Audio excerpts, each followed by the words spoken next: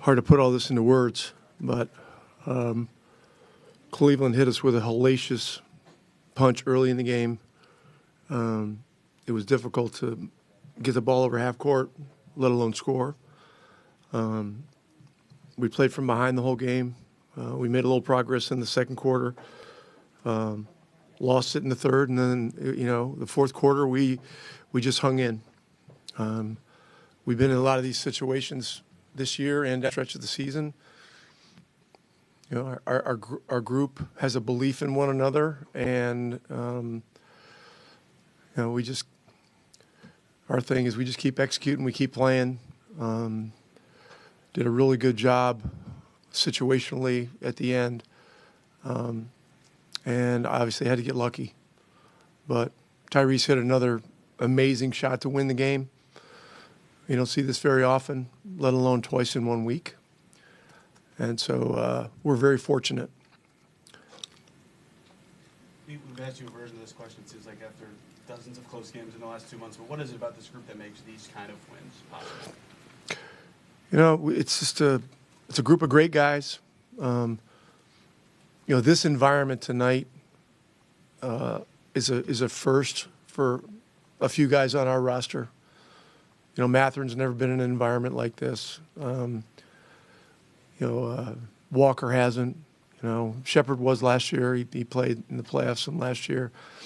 And so, for some of our guys, the first half was really an adjustment period. I mean,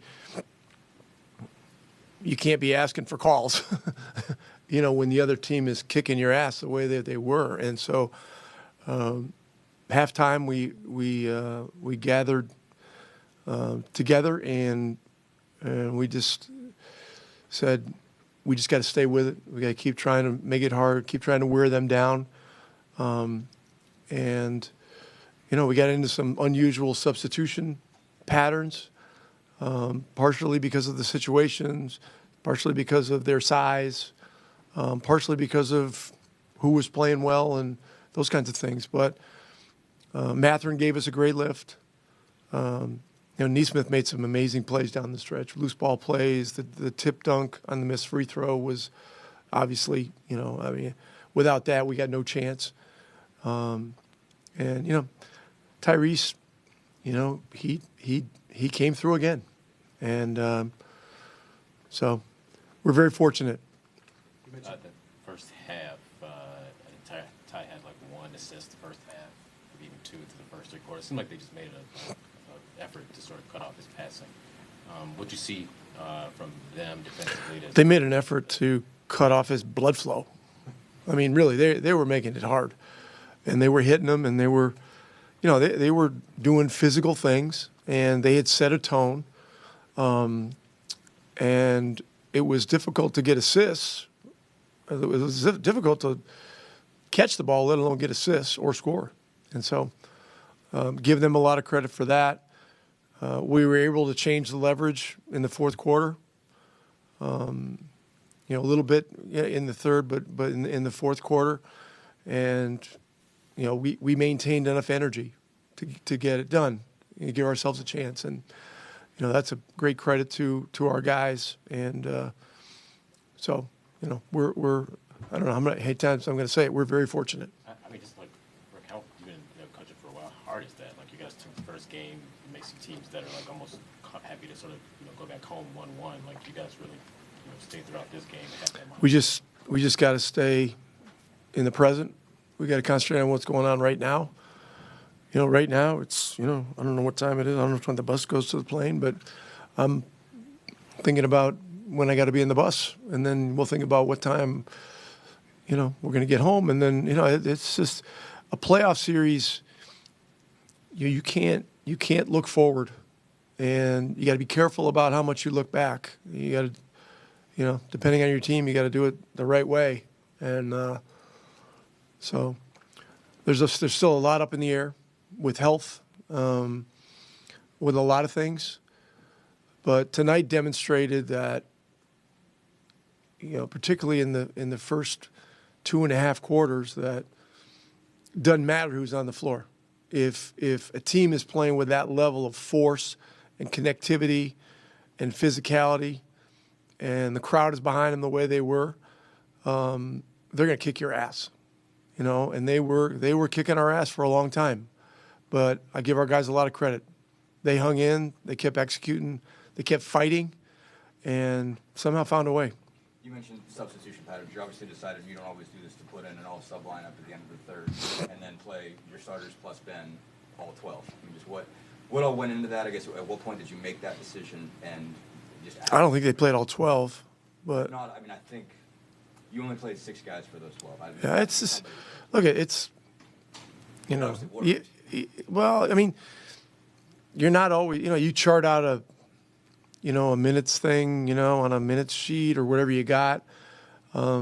It's just a framework. It's not anything etched in stone. And I told Walker before the game tonight, I said you got to be ready for anything. There are a lot of things that can determine a lot of situational things, and he ended up in there in the first half and in the second half and in short minutes. And, that's a real dose of reality for a young player in this environment when they're going as hard as they were. And it was,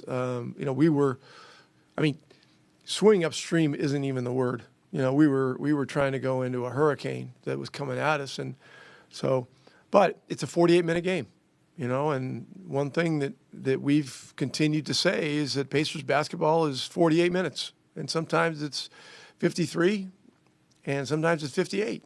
That's what we've seen in the last 2.5, 3 weeks. In terms of guys swimming upstream, Drew had 8 turnovers tonight. He didn't have 8 turnovers in the game all year. Yeah, but each game. Yeah, each game's a different thing. Mm-hmm. It's just a different thing. And then, the next game they're going to come out even harder.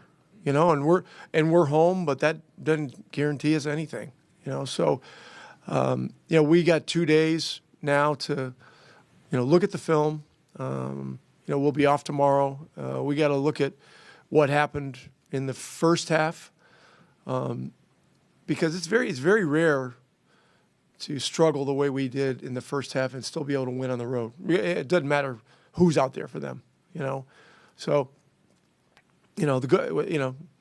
fortune, was with us tonight because we hung in. But the series is 2/7 over.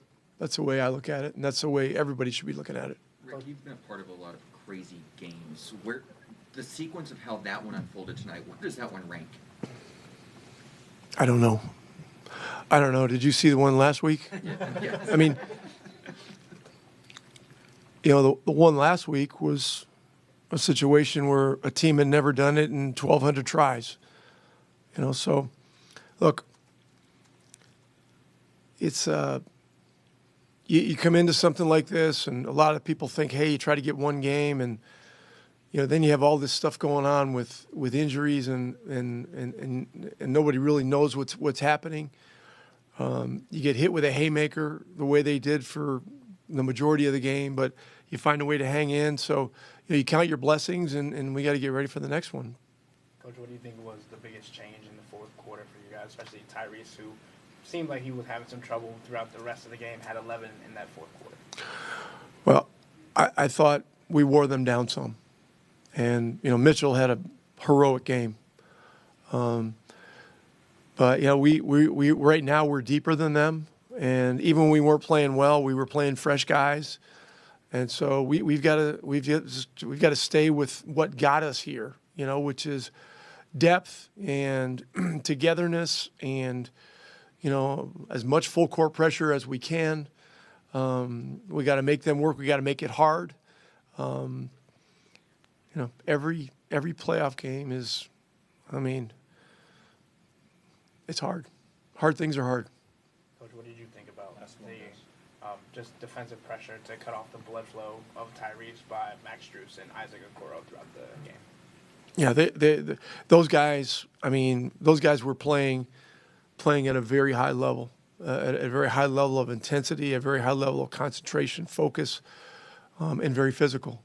And so I can't give you a whole blow by blow for the last 3 minutes of the game. I haven't looked at it yet, but we hung in and found a way, and that's great.